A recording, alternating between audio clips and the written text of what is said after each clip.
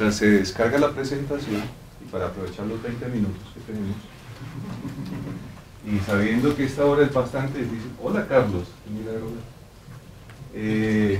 Pues vamos a tratar de hacer una presentación más narrada, más conversada, más dialogada, como es el estilo del blog que les vamos a presentar. Contarles al principio que yo fui profesor de la Universidad de ICESI durante 3 semestres y que tuve la suerte de tener a Adolfo como mi estudiante en el primero de esos semestres, y fue una iniciativa absolutamente de él crear de la nada casi, de los cursos, de las clases, de las conversaciones que teníamos en el espacio académico de la clase magistral, este blog. Él ya les contará los resultados de ese invento, de esa creación. Solamente decirles que pues ha sido muy halagüeño saber que a veces uno como docente se para frente a un público todos los días a hablarles, y que ese público a veces pues toma nota, otras veces saca buenas calificaciones en los parciales, pero que es muy agradable cuando se transforma en algo como lo que van a presenciar. De esto que no tenía una intención claramente investigativa, sino más bien una intención pedagógica, didáctica, formativa, porque ya sabiendo que existía Doxa, yo empecé a darle utilidad, y bueno, y Adolfo le ha seguido dando utilidad a pesar de que ya no soy profesor de la ICESI. Me ha parecido que se sostiene por sí misma y que la experiencia es lo suficientemente potente como para contarse, no como un proyecto, vuelvo y les digo, con claras intenciones investigativas, sino más bien como un proyecto pedagógico que enseña cosas, que muestra cosas y que nos permite pues ver que estas generaciones de recambio y de relevo están muy interesadas en los asuntos de la opinión pública y que quieren participar realmente del espacio público, del debate público y de la agenda pública. Bueno, ya se cargó. Entonces voy a presentarles básicamente qué ha permitido. Yo les hago esta introducción y después le doy paso a Adolfo. ¿Qué ha permitido la existencia de este blog? Lo primero es que ha ayudado, a mi parecer, a nuestro parecer, a acortar distancias. La primera distancia que ha ayudado a acortar es entre productores y públicos. Ya no estamos hablando de grandes líderes de opinión creando columnas, manifestando su opinión, a veces, en el contexto colombiano a veces tendenciosa, sino que estamos hablando de productores jóvenes, universitarios, con muchas ganas de participar en las deliberaciones que se dan en el país, y esa distancia, digamos, que ha llevado a que existan nuevas fuentes de información y que también existan otras tribunas de opinión. Ya lo vamos a ver más adelante, respaldados con cifras y con estadísticas que les presentará Adolfo. Otra distancia que se ha cortado es la distancia entre una forma convencional de opinión, casi que hegemónica, y unas personas que se pronuncian sobre los asuntos públicos. Obviamente, esa primera timidez de escribir en clave opinativa fue difícil de vencer, y no todos siguen los formatos establecidos para eso. Pero una vez vencida esa timidez, ya veremos más adelante, se generan otro tipo de movilizaciones. En el caso concreto de estudiantes de Doxa y de los estudiantes de la Universidad de ICESI, los que son colombianos saben que hace poquito ha habido todo un debate con respecto a la reforma de la Ley 30 a la educación superior. La Universidad ICESI, para orgullo de ellos, y mío en particular también, es la abanderada en Cali. A veces mucho más abanderada que la universidad pública. Y participan activamente en la MANE, en la Mesa Ampliada Nacional de Educación, y son veedores permanentes del proceso que se está llevando a cabo para evitar que esa reforma a la educación superior se presente tal y como el gobierno de turno había intentado hacerlo. Eso, pues para mí es muy grato ver que mis estudiantes de opinión pública salen a marchar y en ese sentido pues se pronuncian de otra de las formas como se ha pronunciado la opinión pública, que es en la calle, ¿sí? Con los pies, no solamente con la boca o con la mano escribiendo, sino también con los pies. Entonces eso me parece pues digno de alabar y digno de reconocer. Otra cosa muy importante es que se ha cortado la distancia, a mi modo de ver, entre la más tradicional manera de conocer la evolución histórica del complejo concepto de opinión pública, porque es que es bastante, es mucho y es nada lo que uno dice cuando habla de opinión pública, porque el concepto en su evolución histórica pues tiene muchísimas aristas que no tendríamos quién sabe cuántos congresos y no podríamos agotar. En este caso, yo creo que una de las potencias en Doxa es que no solamente se habla de opinión pública, sino que se hace opinión pública. Y finalmente, entre un modelo educativo, que es el modelo de la Universidad del ICESI, es un modelo que promueve la participación. Los estudiantes de la ICESI son proactivos, en el sentido de que son protagonistas de su aprendizaje, y el uso de pedagogías que permiten esa interactividad y ese debate. Nosotros usábamos mucho, por ejemplo, el seminario alemán, el análisis de coyuntura y la escritura de las columnas y de comentarios, que era una actividad permanente. Entonces creo que por mucho este modelo pues, es digno de ser contado en estos espacios. ¿Listo? Ahora sí le doy paso a Adolfo.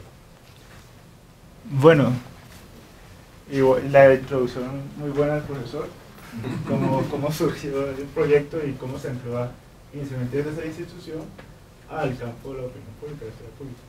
Le voy a comentar más o menos desde el ejemplo que tuvimos, intentamos participar en otro evento y a partir de ahí hicimos una primera reflexión sobre cómo se ha gestado todo el trabajo de estudiantes de Doxa.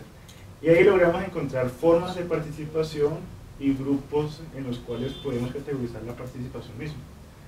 Una participación muy presente es, por así decirlo, pasiva, es la de estar publicando comentarios, comentar los artículos. Hay unas estrellas que uno puede calificar los artículos. Es como la forma pasiva de participar. La otra forma ya es la activa, la que involucra el ejercicio intelectual de escritura de una columna de opinión. Partimos de una idea de que la columna de opinión no tiene que ser vinculada a algo político. Puede ser también una reflexión de tu experiencia en un contexto diferente al tuyo. Por ejemplo, tenemos un estudiante de Alemania que escribió de su experiencia en Cali como estudiante de intercambio y escribió sobre sus choques culturales que tenía cuando se encontraba con los estudiantes de la Universidad del Valle o en la calle. Entonces, esa es otra forma de participar en la opinión pública que tratamos de resaltar aquí. Entonces, publicando artículos, vimos que hay dos formas de escribir. Una es como colaborador, que es que uno participa una o dos veces porque le gustó mucho el proyecto y tenía un artículo y lo envió. Y la otra es como columnista, es cuando uno toma la decisión de que quiere participar escribiendo asiduamente un artículo o dos en un periodo de un mes o de 2 meses, y entonces ahí ya se gestan como ya diferentes formas de participación. Los artículos aquí son más de un tema un tema específico que se le ocurrió, o le escribió, o le gustó. En cambio aquí ya vemos que ya tiene un estilo el autor para escribir, tiene unos temas de los cuales repite y escribe continuamente. Entonces, teniendo este esquema, vamos a ver cómo se ha gestado esa participación ya en 2 años de existencia de estudiantes de Doxa. Vemos que ha habido un total de, hasta la fecha de participación que hicimos esta estadística, de 161 artículos, de los cuales hay otros artículos que están anclados más que todo al curso de opinión pública. Eran artículos, por ejemplo, hablábamos del tema de agenda setting, entonces hay entrevistas que hablan sobre agenda setting, entonces colgaba de YouTube esos artículos en ejemplo. Era como una forma diferente de gestarse un curso de opinión pública. Entonces había otros tipos de experiencias, como leer columnas de opinión pública de otros columnistas que eran relacionados al tema que estamos viendo, pero era más amarrado al curso. Las otras sí eran más de libre expresión. Entonces vemos que nuestra Doxa es una categoría donde los estudiantes del curso de opinión pública escribían sus columnas de opinión, que esa fue inicialmente cómo surgió. Los estudiantes del curso escribían una columna, la montamos aquí y nosotros comentábamos columna. Pero en el pasado semestre mucha más gente quería participar. Encontramos profesores de la misma universidad que querían participar colgando sus columnas. Encontramos otro proyecto de la universidad que es Traspasando Fronteras, que es una revista académica estudiantil que tiene una sección de entrevistas y columnas de opinión, y no tenían un espacio donde publicarla, entonces los invité a amarrar sus artículos ahí. Encontramos que 10 columnistas de diferentes espacios, un profesor de la Universidad de España, estudiantes de la universidad, ella por ejemplo ahorita trabaja en El País, que trabaja ya no como estudiante, sino que ya se vinculó a un espacio profesional, pero que le gustó la idea y empezó a participar como columnista, entonces ha estado escribiendo artículos. Sin embargo, encontramos que hay como dos personas que escriben mucho y los otros que sí participan más esporádicamente. Entonces, así ha sido la participación en términos, ahorita la participación en términos de los 2 años. Como vemos aquí, no se alcanza a ver, aquí es como las visitas al espacio en el primer periodo, el primer año, en el segundo periodo como los términos medios, y aquí al año 2012, cómo ha evolucionado las visitas y al mismo tiempo cómo se ha visibilizado este proyecto desde el internet, por decirlo así. Es muy grato pues ver como que ya hay visitas de 6.300 en un mes. Cuando iniciamos pensábamos que iba a ser un espacio nomás de los pocos amigos que están en el curso, pero paulatinamente ha sido imposible amarrarlo nomás al ICS, sino que ya hay gente, por ejemplo de Argentina me contactaron para ver si podían participar como columnistas, un estudiante de historia de la Universidad de Argentina. Entonces es muy chévere ese tipo de contactos. Es como la trayectoria la misma, pero en lineal en los 2 años de experiencia. Internacionalmente vemos cómo hay visitas en México muy fuertes, en Cali, pues por lo que es el espacio local, donde está el mayor número de visitas, pero igual vemos como hay otras regiones que hay una fuerte visita. Aquí hay otros países que registran una visita de menos de 1%, pero igual todos suman un 8%. Entonces hay como datos interesantes de cómo ha logrado trascender ese primer proyecto, inicialmente pequeño, pero poco a poco ha ido creciendo. Este mapa muestra los espacios de donde provienen las visitas, y vemos como una fuerte tendencia aquí en Europa, en este sector de Ecuador, Colombia, Venezuela, México, toda Centroamérica, y este lado acá de Uruguay, Argentina, Buenos Aires. Esto está muy interesante, pero igual vemos visitas, pues aquí no se alcanza a ver, pero también en Australia, en Japón. De pronto están aprendiendo a hablar español y entonces consiguen y entran a la página a leer cómo se lee algo en español. Y entonces ahorita finalizamos mostrando las rupturas que ha presentado. Bueno, yo lo voy a hacer desde aquí, muy brevemente, porque ya vi que nos quedan como 2 minutos. No, 4 minutitos. Bueno. doble. Bueno, finalmente, pues, como les digo, reflexionar sobre un asunto del cual uno no se propuso inicialmente plantear un marco axiológico sobre el cual desarrollar una reflexión, siempre es complicado. Pues nosotros estamos reflexionando sobre algo que surgió, una cosa emergente, y no algo planificado como un proyecto que tuviera esta trascendencia. Sin embargo, pues siguiendo el texto de Ana María Miralles sobre la opinión ciudadana, digamos que hacemos una extrapolación de unas rupturas que ella plantea, que se dan en estos ejercicios en donde son las personas de carne y hueso las que se toman el derecho de opinar. Entonces planteamos 4 rupturas. La primera de esas rupturas es la ruptura de los protagonistas. Ya lo había dicho, los protagonistas de la opinión ahora son distintos, son otras personas. No quiero decir con esto que vamos a dejar de lado los líderes de opinión o la élite ilustrada que normalmente opina, sino que somos menos ingenuos en el momento de observar lo que esos opinadores profesionales manifiestan. Otra de las rupturas es saber sobre qué y cómo se delibera. El texto de Diego Gambetta, escrito en compañía de John Herster sobre la democracia deliberativa, es muy significativo porque él habla de que la deliberación o la discusión no puede asociarse a la negociación. Lo normal es que las tendencias de opinión son negociadas, entonces se terminan mostrando unas tendencias universalizantes que solamente concentran la opinión en 2 o 3 posturas, máximo. Pero resulta que uno, cuando ve cómo se manifiestan los estudiantes, que lo hacen además de una manera muy espontánea y muy sincera, se da cuenta que uno puede deliberar sobre cosas que lo afectan directamente, sobre temas de trascendencia para ellos, que no tienen que ver con agendas nacionales, ni con lo que los medios convencionales narran en sus agendas mediáticas. Entonces, ese asunto de sobre lo que se delibera y sobre cómo se delibera es muy importante como ruptura.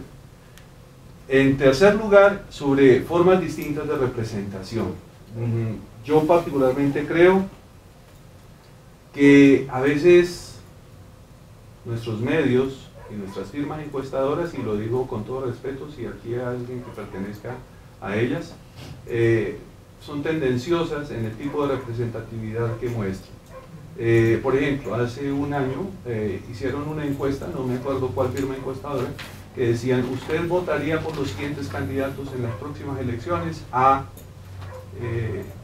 presidente?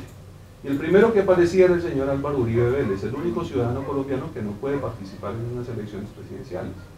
Yo creo que escoger esa pregunta es marcar una tendencia. Por supuesto, pues tienen el derecho de hacerlo, están opinando, pero están jalando opinión al mismo tiempo, ¿sí? Y como lo veíamos en la sesión magistral de esta mañana, están polarizando, están haciendo un trabajo sistemático de polarización. Yo creo que aquí hay otro tipo de representatividad, se dan otros temas, se discuten otras cosas, y además porque no solamente los jóvenes tienen algo particular, es que no solamente ven la opinión pública como discurso, sino también como discurso. O sea, se manifiestan, por ejemplo, a través del arte, de la poesía, se manifiestan a través del video. Entonces, eso a mí me parece que es algo que nosotros los académicos que estudiamos este tipo de temas tenemos que ver. Y termino diciendo que hay que pensar en la última ruptura, que es el replanteamiento necesario sobre qué es lo público y por dónde circula la información. Lo público en este mundo de web 2.0, de redes sociales, de twitters que son capaces de generar una revolución, ya no es el entorno del espacio inmediato. Lo público ahorita es un asunto de lo digital, de lo virtual, de nuevas territorialidades que no necesariamente son físicas. Entonces me parece que Doxa cumple con esas condiciones. Muchísimas gracias. Termino solamente con esta lectura muy breve. El divorcio entre acontecer sociopolítico y vida cotidiana puede comenzar su proceso de reconciliación de la mano de los accesos a las tecnologías y el recurso a los lenguajes que median en vez de solo narrar la realidad. Muchas gracias. Muchas gracias a ambos por la presentación. Vamos a continuar con un paper que se titula Comunicación para la promoción de la participación, Agenda Ciudadana y de Cuesta a Pulso, por Jacqueline Estevez Lizarazo, de la Universidad Pontificia Bolivariana Bucaramanga. No sé si pronuncio eso bien. Aquí.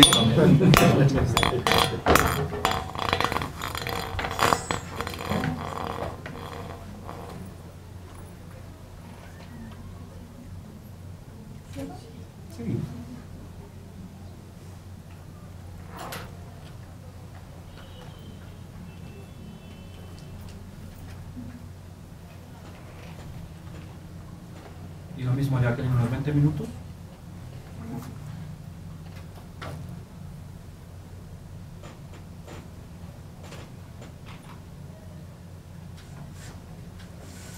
Bueno,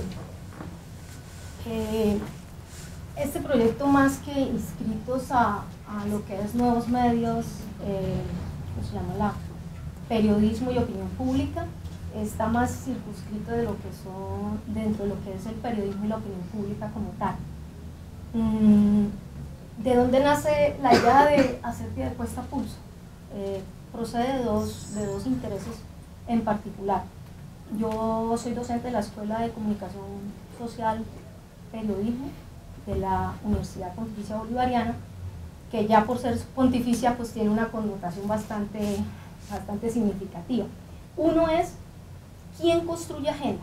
O sea, cuando un candidato se lanza a la palestra pública para ser elegido, ¿quién construye la agenda o quién le construye su plan supuestamente su plan de acción gubernamental? Casi siempre están los asesores al lado de él o un grupo de profesionales que contribuyen a ello, ¿cierto? Pero muy poco se hace el ejercicio de la gente, el ciudadano del municipio, en este caso Piedecuesta, sea el que le proponga la agenda al candidato. Entonces ese era uno de los principios. El otro es ver la universidad qué juego puede entrar o a través de su vocación católica y su deseo de hacer extensión puede contribuir en ese papel. En este caso actuamos como mediadores entre tres actores fundamentales que eran los medios de comunicación locales, la sociedad, es decir, los ciudadanos de Piedecuesta, y el Estado. Entonces, lo que le voy a contar es una historia de cómo construimos Piedecuesta Plus.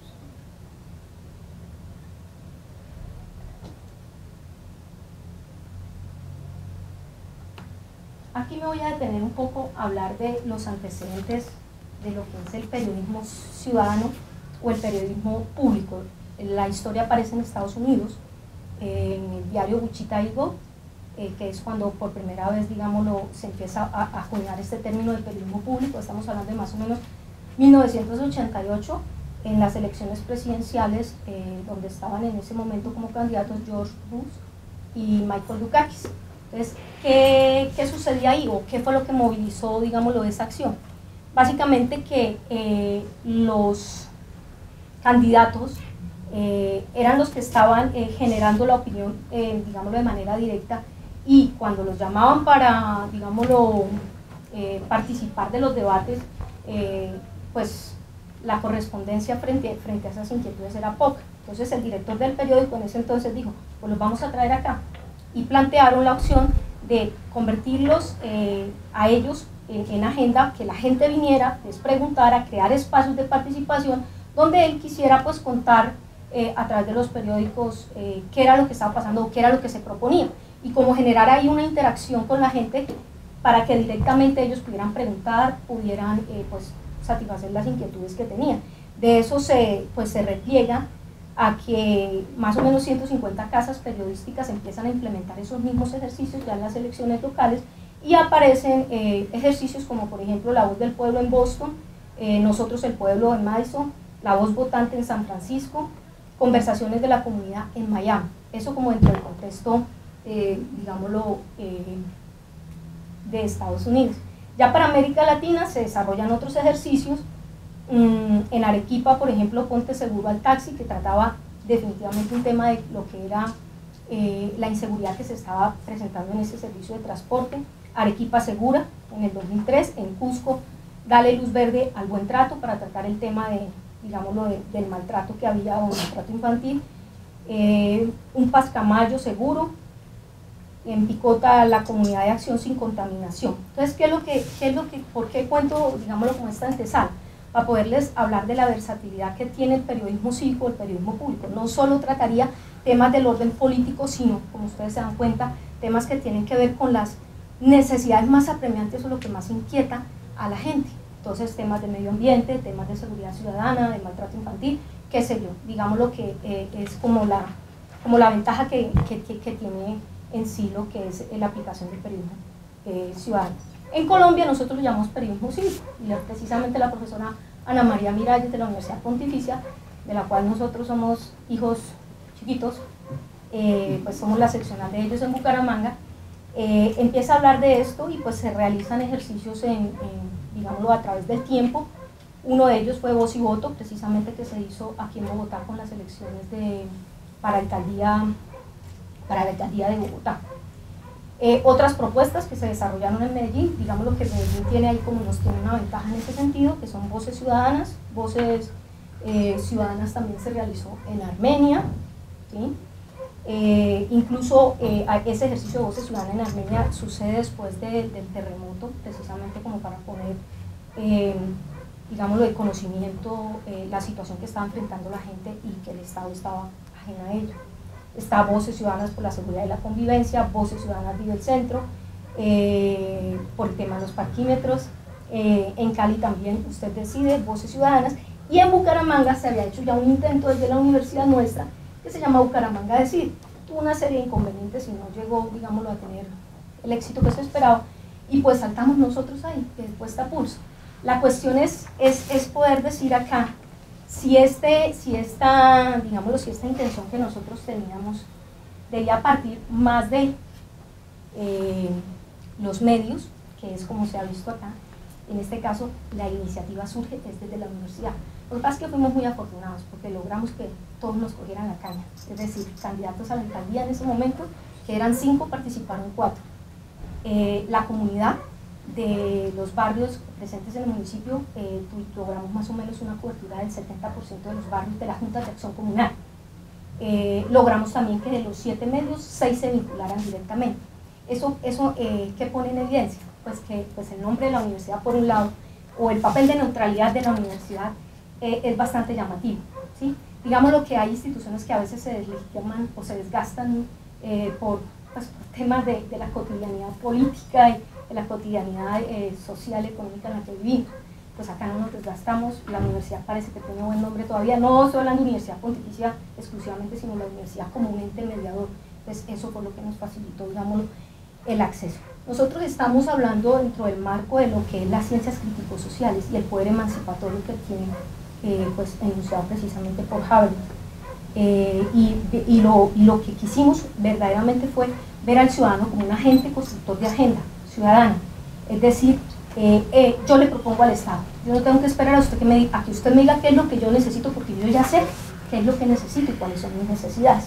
Entonces, en ese orden de ideas, nosotros retomamos 3 ejercicios que se habían ya desarrollado, la universidad los había desarrollado en el 2006, garroteando pie de cuesta, donde se indagó a la gente cuáles eran las necesidades del municipio. Otro fue un diagnóstico comunicacional, que lo que buscó fue medir o determinar las necesidades de los habitantes de los barrios más vulnerables del municipio.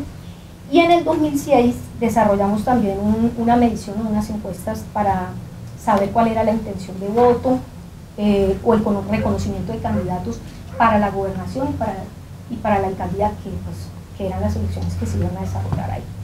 Entonces, los ejes centrales en los que nos movimos pues circundan en torno a esos 3 objetivos, y ese fue el insumo que utilizamos para desarrollar los grupos focales con la comunidad. Pero antes de eso, pues aquí ustedes tienen una ojeada más o menos en esto no me voy a detener mucho, pero pues la idea era que la gente hasta ese momento no tenía, o sea, nunca había sido convocada, no se había llamado a formar parte, digámoslo, de ese proceso de lo que es decir o manifestar cuáles eran sus necesidades más apremiantes. Aquí aparece, por ejemplo, que alrededor del 86% de las personas tenían un desconocimiento total de lo que era el plan de desarrollo municipal, y más o menos el 9% sí lo conocía y el 5% no tenía ni idea qué es eso del plan de desarrollo, ¿sí? El segundo eje temático, pues que hay una actitud bastante desinteresada de la gente, que por consecuencia precisamente de esa falta de convocatoria de los que son los actores políticos. Entonces, un tercer momento de las encuestas nos evidencia que la tendencia normalmente es a concebir el Estado como un Estado benefactor. Entonces, yo tengo esta necesidad, usted me la satisface. Si no lo hace, pues no funciona. Pero muy poco se articula en el sentido del compromiso ciudadano o la participación, digámoslo, a la hora de no convertirse exclusivamente en un receptor de la generosidad del Estado, cuando nosotros sabemos que de eso carece el Estado colombiano históricamente. Pues ellos nos manifiestan a nosotros, pues las necesidades del municipio son estas, ¿sí? Ahí, digámoslo en su orden, se destacan, o quisimos tomar 5, que fueron los ejes temáticos. Entonces está educación, salud, pobreza, seguridad y empleo. Vale. Ahora viene el segundo paso. Joder, estoy llevada. Vamos a convocar a la gente, entonces convocamos a los medios. ¿Sí? ¿Se quieren o no se quieren comprometer? Aquí aparecieron los medios que se vincularon con nosotros. Vanguardia Liberal, Semanario Pica Pica, Acoprosur Televisión, Telepiedecuesta, Canal 2 y Acoprotec. Estas tres últimas tenían frecuencia radial. Hay que decir una cosa aquí importante, y es que Vanguardia Liberal, que es el diario regional, tenía una sede en Piedecuestas, y logramos una articulación muy interesante. ¿Qué hicieron los diarios en este momento? Encargarse de decirle al señor candidato, mire, usted tiene que ir allá, esto es lo que está pasando en el municipio, la gente se está reuniendo, la universidad los está convocando, usted no se puede quedar atrás. Y nos empezó a emitir notas de manera semanal. Los otros medios lo hicieron, pero no de una manera tan decidida como si lo hizo Vanguardia Liberal, teniendo en cuenta que es el diario más importante, pues para nosotros fue un hit. Se convocaron a las juntas de acción comunal, como les digo, se lograron convocar a varias personas de diferentes barrios, y estas personas convocaron a líderes de otros barrios, que aparecen algunas de las fotos de digámoslo, de las convocatorias. Y ahí están 4 de nuestros candidatos a la alcaldía. Ellos se comprometieron, digámoslo, con la participación en el proceso, y pues ahí estuvieron presentes. Jorge Armando Navas resultó siendo el alcalde elegido para esas elecciones, y el siguiente año, que es el que está actualmente, se llama Ángel de Jesús Becerra. O sea, 2 personas que participaron dentro del proceso con nosotros. La discusión, ¿qué dice la gente? Entonces, centrados en esos 5 ejes temáticos, tenía la pretensión de comentarles algo, de irles contando como en cada ítem, más o menos, cuál fue el diagnóstico que hizo la comunidad y cuáles fueron las propuestas, porque no se trataba solo de quejarse, sino que diga, a ver, entonces si usted es el alcalde, ¿qué haría? Pues esa fue la dinámica que utilizamos, pero en este momento, por orden de tiempo, no voy a poder. Igual en el paper aparecen, digamos, educación, salud, pobreza, seguridad, que era un tema bastante serio, y empleo. Posterior a eso, pues, lo mejor o el éxito más grande que tuvimos fue lograr que 40 personas de las diferentes, digamos, nosotros no solo trabajamos barrios, también trabajamos grupos sectoriales. Entonces logramos, por ejemplo, reunir a desplazados, fue un grupo, iglesia fue otro grupo, jóvenes fue otro grupo, los mismos periodistas fueron objeto de estudio. Entonces, usted cómo construye el municipio, y tenderos en el sector de comercio, allá se mueve el tema de cacao, tabaco, y bueno, ya se me ha olvidado el otro. Entonces logramos convocar a ese gremio de los que mueven el sector económico. Y ellos se sentaron y escribieron la agenda. O sea, a lo que habíamos trabajado con los grupos focales, logramos sacar representantes de cada uno de esos gremios, los sentamos y escriban la agenda. La agenda la traje, pero se me quedó en el hotel. Está muy bien. Ellos redactaron la agenda, y posteriormente se convocó a los medios, se convocó a los candidatos. Llamamos a los candidatos y les dijimos, bueno, esto es lo que quiere la gente, aquí está la agenda. Incluso hasta teníamos recursos económicos para poder imprimir la agenda, digámoslo, dentro de un formato bien bonito, bien guapo, y se lo entregamos a los candidatos. Los candidatos se sentaron a escuchar a la gente qué era lo que querían en educación, qué era lo que querían en salud, qué era. Y pues el compromiso no era solo que nos escucharan, sino que asumieran una posición frente a ello. Entonces logramos que nos firmaran un acta donde se comprometían a que la agenda ciudadana iba a ser parte de su agenda de gobierno. Y eso fue uno de los logros más interesantes, digamos. Parece una de las chicas auxiliares de investigación, 180 ciudadanos del municipio, los 4 candidatos a la alcaldía, los 4 medios locales cubrieron el evento, líderes de la universidad, bueno, en términos generales. Ahí aparece el beneficio que les dije, fue que lograr que incluyera la agenda ciudadana dentro del plan de desarrollo municipal 2008-2011. Y bueno, ya las conclusiones. Un minuto. Periodismo público, en términos de periodismo público y medios de comunicación locales, ¿qué logramos? Logramos que se vincularan los medios. Ellos en sí no generaron la convocatoria, pero desde el principio manifestaron el interés. Fueron parte porque ayudaron a hacer grupos focales, ayudaron a construir agenda, y aparte de eso nos cubrieron. He de decir que el municipio tampoco es muy grande, forma parte del área metropolitana de Bucaramanga, que son Florida Blanca, Piedecuesta, Girón y Bucaramanga. Y pues los medios, aparte de Vanguardia Liberal, el impacto que tienen es el impacto local, ¿sí? Entonces son medios comunitarios, a decir verdad, pero pues con mucha más razón se facilitó el proceso con ellos porque a ellos esto les llama la atención. Entonces nosotros éramos agenda periodística para esos medios, ¿sí? Que eso también fue una ganancia. Nosotros digo el proceso, no la universidad. Cabe destacar pues que el diario Vanguardia Liberal, fue que es el más leído del municipio, fue el que pues más cobertura nos logramos con ellos, pues que nos dieron dentro del proceso. El otro ítem que tiene que ver con participación ciudadana, pues también fue afortunadamente un hit porque pues logramos vincular a la gente, logramos que no solo participaran los barrios, las juntas de acción comunal, sino también se vincularan pues sectores o grupos, sectores gremiales del municipio. El ciudadano comprendió la importancia de su papel dentro de la comunidad, de transformarse como un ciudadano políticamente activo, consciente de su rol como persona que opina, delibera, propone, participa en los procesos y asuntos públicos, generando consensos, trabajando en la búsqueda del bien común. No fue fácil, pero bueno, digamos lo que normalmente en los grupos focales está la discusión siempre de, bueno, ¿y esto para qué va a servir? ¿Y esto para dónde nos lleva? ¿Y será que si no van a parar bolas los candidatos? ¿Y será que, y eso en qué nos va a ayudar a nosotros? ¿Sí? Entonces, pues esa era la discusión. Y ya para finalizar, la agenda ciudadana como tal, para nosotros, digámoslo, la conclusión vendría siendo esta, y es que respecto al proceso en sí de construcción de agenda, lo que fue la generación del diagnóstico, pues nosotros nos hubiésemos podido quedar con eso, pero la verdad la inquietud que teníamos era pues que eso trascendiera y que la gente también se pusiera del otro lado. O sea, no son solo mis necesidades lo que es importante, o sea, yo cómo participo para que eso cambie, ¿sí? ¿Cuál debe ser la actitud? Mi ser sujeto político, miembro de un Estado, de una sociedad, digámoslo, con las connotaciones históricas, tradicionales, políticas, sociales y económicas que hemos tenido, ¿qué le puedo dar al Estado? ¿Sí? Es como ponerlos al otro lado.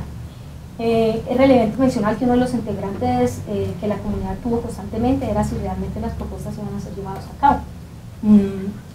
Fue tan importante eso, que se generó una alianza, digámoslo, entre la universidad y el municipio, y en este momento hay un centro de proyección social y la universidad lidera los procesos articulados al plan de desarrollo con el municipio, que entre otras cosas pues cumple la vocación misional de la Universidad Pontificia, y pues a nosotros nos genera el mejor espacio de trabajo porque tenemos a la comunidad ahí, convocada a través del centro de proyección social con recursos del municipio. Eso fue el trabajo que desarrollamos. Gracias por hoy. Gracias, Jacqueline. No creo que fuese posible decir más palabras en tan poco tiempo. Lo has hecho fenomenal. Yo creo que tenemos nada más que un presentador más. O sea, que tenemos bien de tiempo para luego discutir al menos 10-12 minutos para las preguntas. O sea, que si tienen preguntas, aguantad ahí un poquito, escribirlas y dentro de un ratito ya las vamos a atender.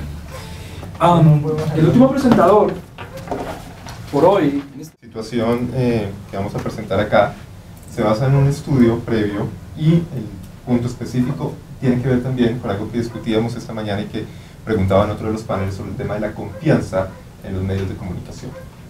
Y particularmente no en la medida de confianza, para tranquilizar a ver en el punto, sino en qué medios confiamos. Entonces, la idea que tenemos originalmente sobre el tema de la confianza es que los medios masivos tienen dos posiciones y tienen dos situaciones encontradas, y lo que observamos esta mañana era que una de las dos, cualquiera, podría ser comprobada en los puntos, ¿no? Por un lado,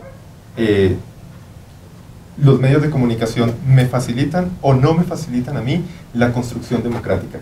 El consumo de medios de comunicación me baja a mí los niveles de participación política o me los sube.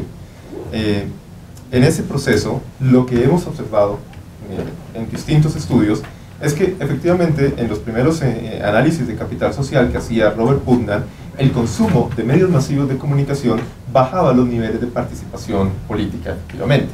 Pero, más allá de los estudios de Putnam, siguientes estudios como los de Pippa Norris demostraban que cierto tipo de consumos en medios masivos de comunicación, por ejemplo, como decía también Davanchar, los intereses específicos en medios de comunicación con intereses políticos me disparaban a mí la participación política en lugar de bajarla. Entonces, dependía también de qué tipo de medio consumo. Si yo consumo un medio que tenga un interés político y una información política, eso me va a mí a disparar la participación política y va a tener entonces ciertas implicaciones democráticas. Ese es más o menos el enfoque básico que se estaba trabajando. La pregunta que surge entonces es, bueno, ¿qué es entonces un buen medio que tenga interés político y que me dispare la participación política? La mayoría de las encuestas me permite a mí medir si tengo o no tengo interés en determinado medio con características políticas, pero se aleja de observar expresamente el tipo de medio que tiene esas características políticas. El interés de esta investigación entonces era comenzar a indagar por cuáles eran las agendas mediáticas que estaban surgiendo. El trabajo de agendas mediáticas ya venía de estudios previos, sobre todo patrocinados por la Konrad Adenauer. La Javeriana ha trabajado muchísimo en ello, y el proyecto específico de construcción de agendas que cada 4 años venían sacando y que nos iban contando, bueno, cuáles son las agendas nacionales. A estas agendas nacionales se les puede unir también el crecimiento, encuestas como la de la POP, que también se presentan acá, nos comienzan a mostrar el crecimiento, el nivel de confianza que le tiene la gente hacia los medios masivos de comunicación. Entonces, por un lado tenemos dos situaciones. Las personas confían más en los medios, las personas están viendo medios con intereses políticos, pero las agendas mediáticas que nos están mostrando las investigaciones son realmente perversas. Como decía Jesús Martín Barbero, son agendas casi que esquizofrénicas, donde los ciudadanos demandan determinadas situaciones de los medios masivos de comunicación y los medios masivos de comunicación ponen otras a circular. Entonces, la obsesión que comienza a surgir entonces es en qué medios está confiando la gente. Y si en esos medios que está confiando la gente, en realidad la gente debería o no debería confiar. Para hacer esto, vamos entonces a analizar, simplemente, pues no analizar, perdón, la palabra es excesivo, simplemente voy a mostrar los resultados de 2 análisis de contenido tomados en 2 distintos periodos de tiempo. Y los análisis de contenido van a estar referidos expresamente a las noticias online dentro de ambientes electorales. Para eso se van a tomar entonces los datos del proyecto 11 Nations en el año 2010 y un análisis de contenido posterior basado también en este proyecto 11 Nations, en el que participó la Universidad Externado de Colombia, del cual ya se ha hablado hoy en Horas de la Mañana. Los datos son estos. La primera muestra fue tomada durante las elecciones presidenciales en Colombia en el año 2010, justo antes del periodo electoral, entre el 10 y el 14 de mayo, el 24 y el 28 de mayo, y el 7 y el 11 de junio. El número de notas analizadas en estos periodos son 390 noticias, tomando los periódicos de lunes a viernes. El periódico online que se ha seleccionado para hacer esa nota es el diario El Tiempo. Entonces, 300 notas del diario El Tiempo en año 2010, justo antes de las elecciones presidenciales. Se supondría entonces que si tenemos elecciones presidenciales y tenemos el periódico de mayor circulación nacional y también uno de los periódicos, el periódico más visto efectivamente a nivel online en Colombia, entonces este nos debería dar no solo agendas mediáticas con alto interés político, sino con alta información política que a su vez promoviera la participación política en elecciones. La segunda muestra va a ser tomada por fuera de las elecciones presidenciales. Es tomada recientemente en el año 2012, entre el 7 y el 18 de mayo, analizando 202 notas periodísticas también de lunes a viernes en estas situaciones. El primer escenario. Esto es del año 2010. Las fuentes de las noticias no soltaban estos datos.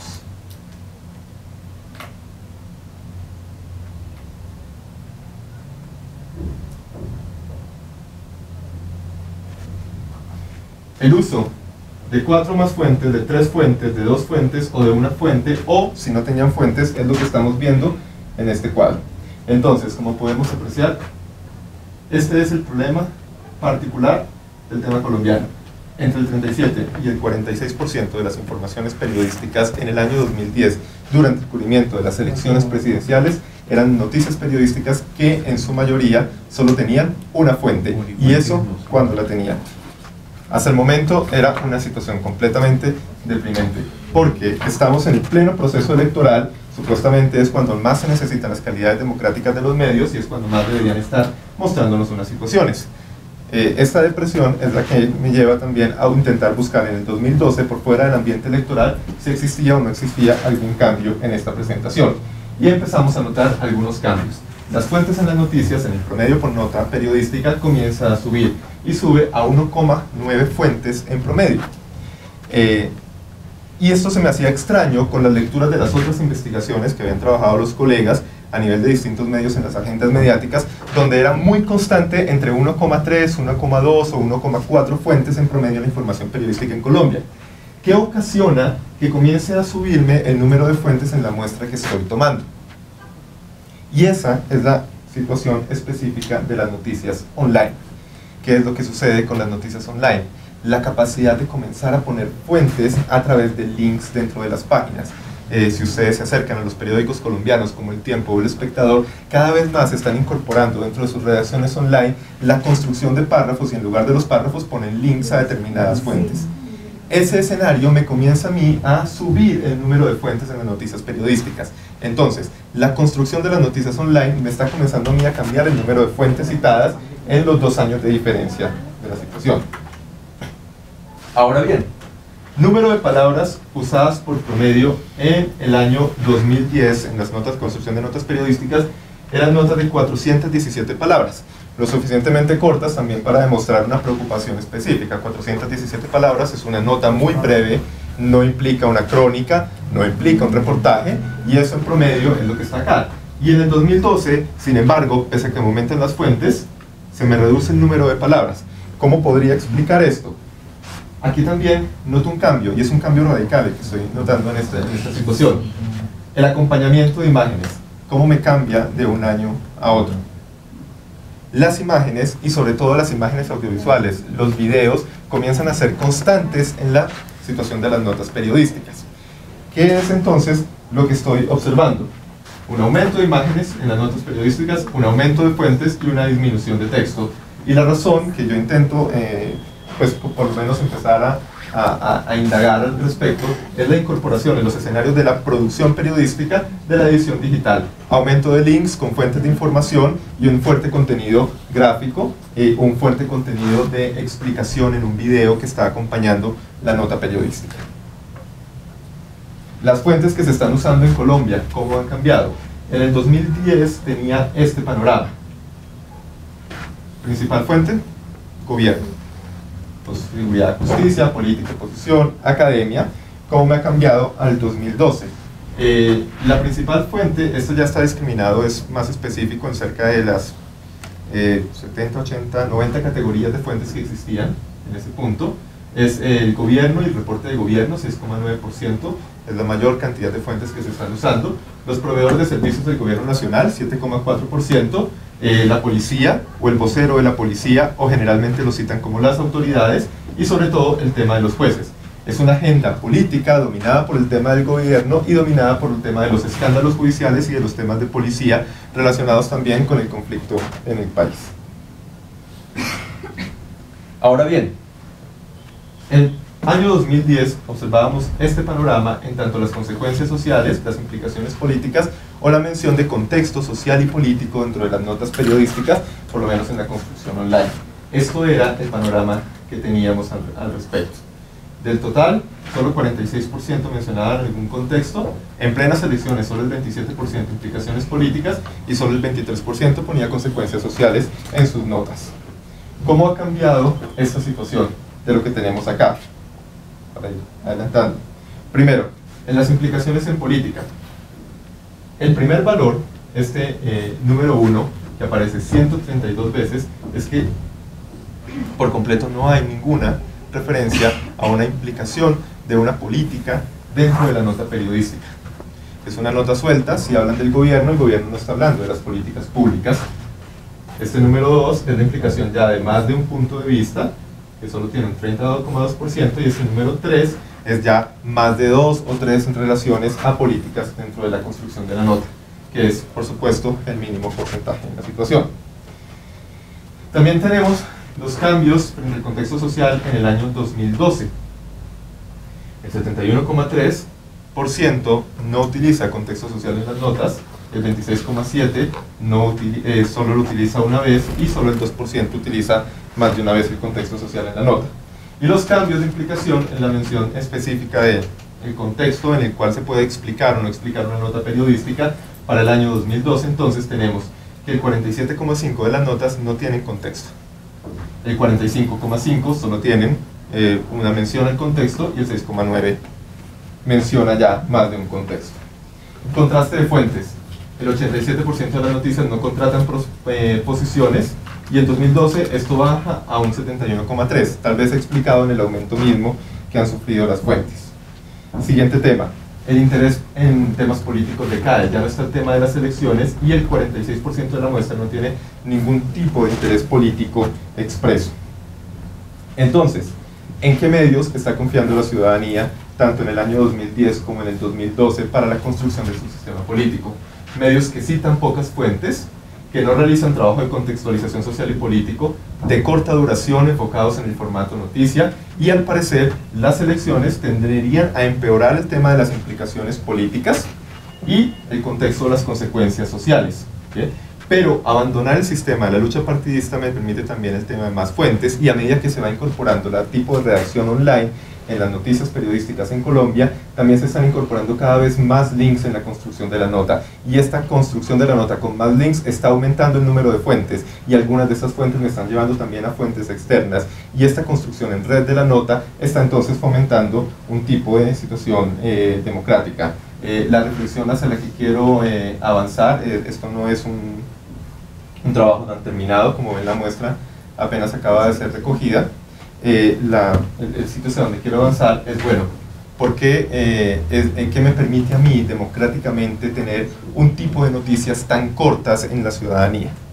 Porque la ciudadanía subsiste con este tipo de información periodística online corta, basada en links y en imágenes, y tal vez la explicación sea un tema psicológico. La capacidad de tomar decisiones con informaciones rápidas me permiten a mí construir fuertemente lazos de confianza y de participación, y ese sería el papel o las implicaciones democráticas de las noticias periodísticas online con estas características en Colombia. Ese es el punto central, y creo que ya me pasé. Vas bien, te quedan un par de minutos si quieres. Ok, entonces, ¿qué es lo que está pasando? Confiamos en los medios, ¿bien? Cuando se nos pide confiar en los medios, es en qué tipo de medios estamos confiando. Y esa es la reflexión específica. Y tal vez estemos confiando en esos medios justamente porque la información que nos están dando es una información corta, con poco manejo de fuentes, ¿bien? El punto que yo quisiera comprobar más adelante con otro tipo de datos paralelos sería intentar buscar si las personas tienden a confiar más o menos en la información periodística que ven cuando ésta tiene más o menos contenidos o más o menos fuentes en ese escenario para Colombia.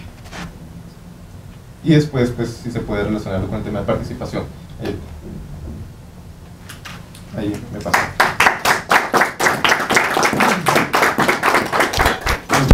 Gracias a todos los presentadores. Y tenemos más o menos 15 minutitos para preguntas, feedback o puntos de conversación, para cualquier cosa que quieran comentar con los autores. ¿Alguien tiene alguna pregunta? Aparte de calor. Pues para Diego, hay algunos casos, digamos como el caso de la silla vacía o el caso de ProPublica, que digamos que son unas páginas en internet de periodismo, digamos, independiente, en el sentido de que pues no son financiados sino por sí mismos, digamos así. En este caso hay un periodismo mucho más serio y más responsable, pero el problema es que es para ciudadanía demasiado especializada. Es decir, los que escriben son politólogos, sociólogos, y no hablan en los términos en los que normalmente la gente puede o está en capacidad de leer. Digamos, ese tipo de casos, ¿por qué no? Algunos de los motivos, digamos, ¿por qué no han sido llevados hasta el momento, ya conociéndolos, como más hacia la ciudadanía? Digamos, sabemos que el espectador, por ejemplo, lo está intentando con el uso de las fuentes. Revista Semana de la misma manera también hace lo de los hiperlinks y los hipervínculos, pero siguen manteniéndose, digamos, como los que hacen mayor esfuerzo de periodismo responsable en no llegar a la totalidad de la población, sino a nichos específicos y demasiado reducidos. Digamos, pues alguna... Hay una cosa curiosa frente a lo que dices, es que sistematizando toda esta información de periódicos online, cuando comenzaba a meter la información y comenzaba a ver algunos casos extraños, pues no mostré los casos extraños que ocurrían, pero por lo menos en el periódico El Tiempo, que es donde está la muestra sentada, hay unos casos específicos de participación ciudadana dentro de la construcción de la nota. El Tiempo ha abierto unos escenarios de participación en la nota. Cuando los ciudadanos comienzan a participar en la construcción de la nota periodística, a mí se me dispara todo. Ellos citan 20 o 30 fuentes con 10 o 15 fotografías, contando desde distintas perspectivas y contextos las historias. El periodismo ciudadano online efectivamente tiene una característica, una construcción muy diferente de la que es el medio tradicional. El medio tradicional en Colombia tiende a ser completamente unanimista, solo vive del comunicado de prensa de la organización pública en la que respecta. Pero cuando el ciudadano se mete a trabajar en eso, empieza a manejar las mismas lógicas con las que construye un correo electrónico, supongo, con las que construye cualquier construcción en redes sociales o con las que pega un comentario en Facebook, comienza a poner links. Y estos links empiezan a hacer fotos, empiezan a hacer páginas web, empiezan a hacer links a otras personas, y esto comienza a construir una nota. Entonces, sí, efectivamente hay una movida muy fuerte en Colombia de medios ciudadanos, por decirlo de alguna forma, radicados en Internet, ¿sí? Pero también los medios tradicionales los tienen, y les están comenzando a dar espacios. Y yo creo que es justamente hacia donde yo quiero llevar esto, pues cuando tenga más tiempo de ver los datos, es qué tantos espacios han ganado en 2 años de diferencia el tipo de redacción web en la prensa online. Y no simplemente es copiar y pegar el PDF del periódico impreso y subirlo a la página web, sino que ya cada vez está habiendo una redacción más especializada para web dentro de las noticias, que me está ampliando a mí la consideración de fuentes y otras situaciones. Entonces, yo creo que poco a poco el uso ciudadano y las nuevas generaciones de periodistas que están cada vez más ligados a estos temas van a cambiar. ¿Sí? ¿Más preguntas? Sí, por favor. Bueno, yo también tengo una para el profesor, más para el profesor Diego. Pues hablaba de que principalmente la situación de los medios online se presentaba era durante los periodos electorales y en un proceso que termina hasta este año.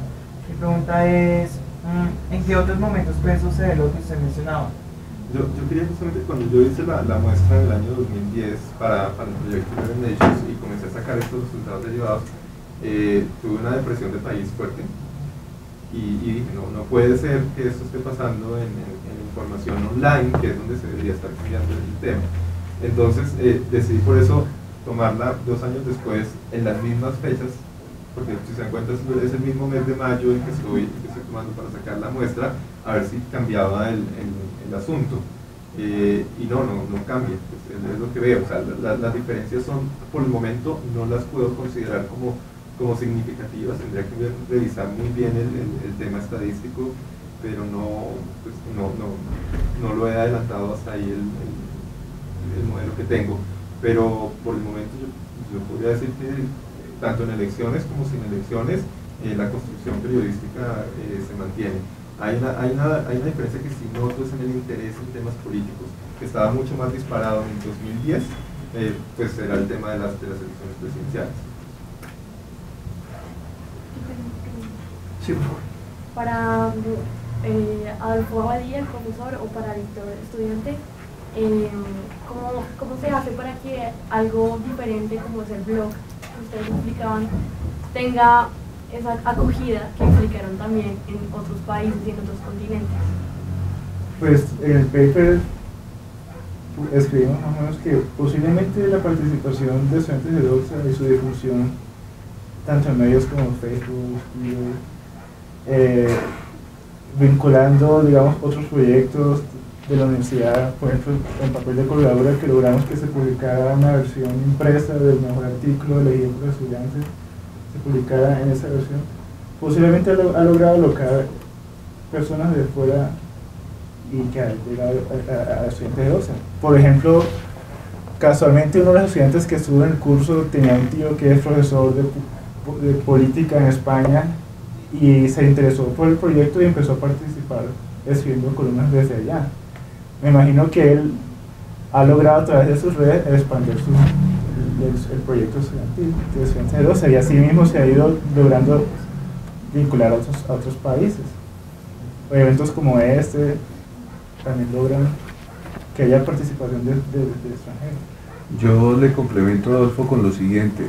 Los estudiantes del curso de opinión pública escogían un columnista durante todo el semestre, un columnista pues tradicional de un periódico del país o de la región, y además de seguirlo, de estudiarlo, de leerlo permanentemente, semanalmente, debían de comentarlo.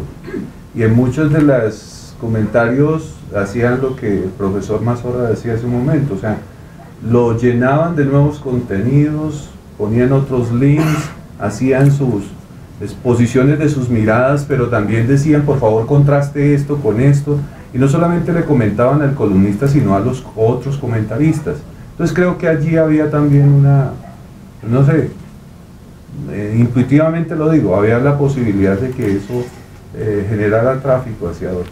Y también, por ejemplo, el momento que comentaba el profesor durante la presentación de la MANE, un estudiante de la universidad está liderando la MANE en un sector, pues por decirlo así, en el sector cálido, entre las universidades y todo. Y él ha escrito varios artículos en los estudiantes de Doxa. El último que escribió encontramos que fue citado en El Espectador, como que anotaban de que el estudiante de la Universidad de CS dijo tal y tal cosa, pero la única forma que pudo haber sido encontrar ese artículo fue llegando a nuestro medio. Entonces eso como que evidencia de que ahí se está visibilizando el proyecto y se están llegando a tener contenidos que es del interés de la sociedad, por decirlo así. Tengo una pregunta para el profesor Diego. Diego, tengo una pregunta. Cuando tú hablabas como de aparición de los links, mi pregunta está como muy encaminada si ustedes visualmente, o sea, han cuestionado al espectador como para averiguar visualmente qué prefieren leer o de qué manera prefieren ellos informarse. Porque es que muchas de las personas jóvenes, o no sé si en general también adultos, ya no están leyendo o ya no les interesa realmente el contenido a profundidad de lo que se les está informando, sino que prefieren de pronto a través de imágenes o de otros medios más interactivos informarse pues de algún tema en específico que también le genere en esa persona tener un deseo de participación y de pronto de ir más allá de lo que es la misma información que está brindando. No es en El Espectador, sino en el tiempo, Perdón. la muestra. La aparición de cada vez mayores posibilidades del periodista de hacer sus propias notas, de llevar su iPhone, de montar su cámara, de hacer su nota en terreno, cada vez aparece más como especie de una imagen en movimiento dentro de la página específica en la que está la nota. Entonces, si en 2010 yo veía muchas fotografías que estaban ahí presentes y comenzaban a aparecer en el tiempo, en el 2012 estoy empezando a ver aparecer cada vez más videos. Entonces, la fuente que no me cubre a mí el texto impreso se me dirige directamente ya al link, al video que está encabezando la página web. Y no he pensado todavía a darme a la tarea de meterme a cada link a intentar analizar qué es lo que contienen los videos. Creo que eso podría ser una segunda etapa, pero sí, obviamente es para cuestionar el tema, porque tal vez lo que yo estoy haciendo no sirve para nada, porque la gente se esté metiendo directamente al video en lugar de leerse el artículo. Pero no te tengo una respuesta. ¿No? Sí, Diego, igual, hasta si vas a pensar que puede ser nada más que un confounding measure de cómo está cambiando la narrativa online. Es decir, tú puedes leer la noticia y a la vez abrir el vídeo y multitask, y a la vez estás haciendo otra cosita, y pues todo un poco como cultivation, ¿no? Todo te va a ir afectando, el mensaje lo vas a ir recibiendo por aquí un poco, por allá un poco. La otra cosa que podías comprobar, si acaso, es ver en el 2010 cuál era el ratio de acceso con broadband. A lo mejor la gente pues veía un vídeo, pero era lento, pesado. Y el periódico tomaba una decisión de ir encaminándose, como decías al principio, un poquito más hacia la narrativa digital, ya con un internet más avanzado. Uno puede hacer varias cosas a la vez, leer la noticia, leer la nota, a la vez ver el vídeo. Sí, eso podría ser no he hecho esa relación. Simplemente tomaba la relación de cuál era el periódico más visitado entre el 2012, seguía siendo el tiempo. Y sería bonito ver si hay alguna relación, ya que te pones a trabajar, como si no yo a trabajar, así también. ver si hay alguna relación o alguna diferencia con la versión impresa, porque imagino que tendrás en documentación los tengo debajo del escritorio, claro, en el blog de impresos para... O sea, te queda fácil coger los datos, otra cosa es que el trabajo tienes que poner, pero te queda fácil ir a la documentación de la Biblioteca Nacional, donde tengan los periódicos, y ver si las notas representan lo mismo en el mundo online que lo que estaban haciendo online, porque a lo mejor es que es una decisión de narrativa, es decir, ellos saben que si te copian la noticia que tenían en el periódico, no la va a leer ni el Magdaleno, van a estar allí y van a decir, uy, esto puede dar el video. Ya la tengo recopilada. Y además la versión online permite estarle cambiando cosas en el momento tal. A veces me he encontrado con artículos que tiene un error de escritura, cualquier de gramática, y después al otro día ya la tienen corregida. Entonces uno piensa, cualquier momento pueden eliminar, poner... Eso es una dinámica que está pasando mucho en Estados Unidos y como la están corrigiendo un poco es con el timestamp. Es decir, los chief editors si les dicen, si, como la información es dinámica y está sucediendo a lo largo del día, lo van a cambiar. Antiguamente se hacía así, lo cambiaban y de repente ibas y ¡uy! Ya no tienes el error. Entonces lo que hacen ahora es ponen una fecha o una hora. Esto se publicó así a las 3:27. Ahora ¿cómo quedas, Sasa? Entonces tú puedes ver cómo han ido mejorando la noticia. Es una forma de corregir eso. Sí, más preguntas. No preguntas, sino como comentarios que me suscita la discusión. Y es que yo finalmente también creería que hay una dificultad porque es que estamos tratando de encontrar esas categorías que veíamos en los medios tradicionales, por ejemplo la categoría de la fuente, que en el medio tradicional era fácilmente identificable, entonces fuente gubernamental, fuente ciudadano, no sé qué, y en las narrativas que proponen pues estos escenarios multimediales ya es hasta dificultoso identificar las fuentes, porque hay una creación colectiva de contenidos que no le permiten a uno identificar, bueno, ¿y esto de dónde sale? Entonces clica el video y uno no alcanza a identificar si la fuente es el video o la fuente es el que lo subió. Bueno, es el mismo cambio de roles que proponen estas nuevas narrativas.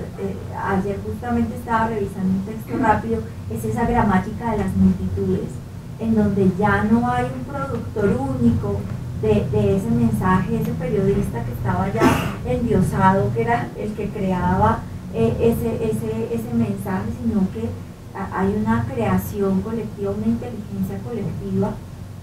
Una cosa que mencionaba mi compañero Víctor, la desterritorialización del espacio y el tiempo, que está moviendo esas nuevas narrativas en estos escenarios multimediales, que creo que en este momento pues los comunicadores sociales y periodistas aún no alcanzamos a entender las lógicas, las dinámicas.